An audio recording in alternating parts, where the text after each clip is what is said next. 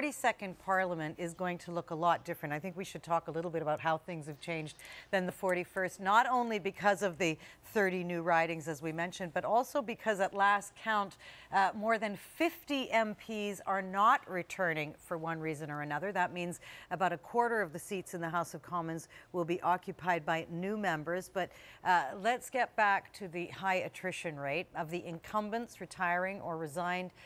Conservatives far outnumber the other parties combined, with at least 30 members not running this fall.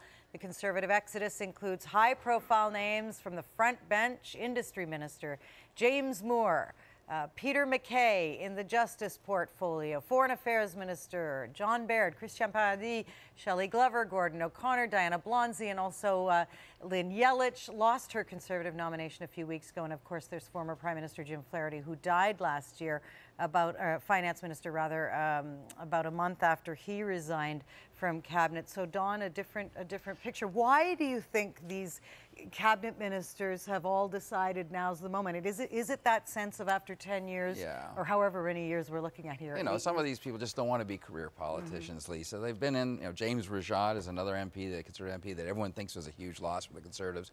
And I just don't think that we should describe motives other than the fact they're just weary of it. They got family issues they want to deal with.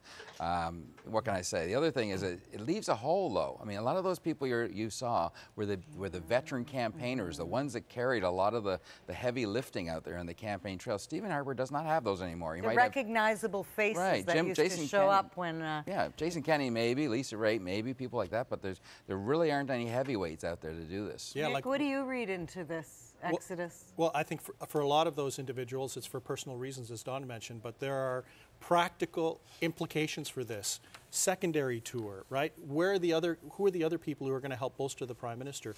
The reality is that when we're looking at where the PM is right now, or where Stephen Harper is, that, he carries the burden of winning and losing this election.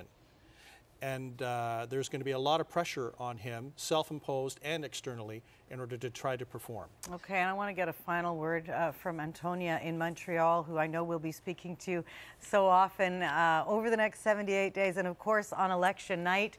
But your final thoughts as we launch this campaign, Antonia. It's going to be an interesting campaign to see whether the gains that the NDP made in 2011 are going to resonate again in 2015 with a homegrown leader, Tom Mulcair, now leading from that base in Quebec. But I think it's also going to be interesting to see whether Justin Trudeau can bring back seats from Quebec and use that as momentum for the rest of the country. Doesn't look like the Bloc will be able to bring back any of its energy that it's had in past years.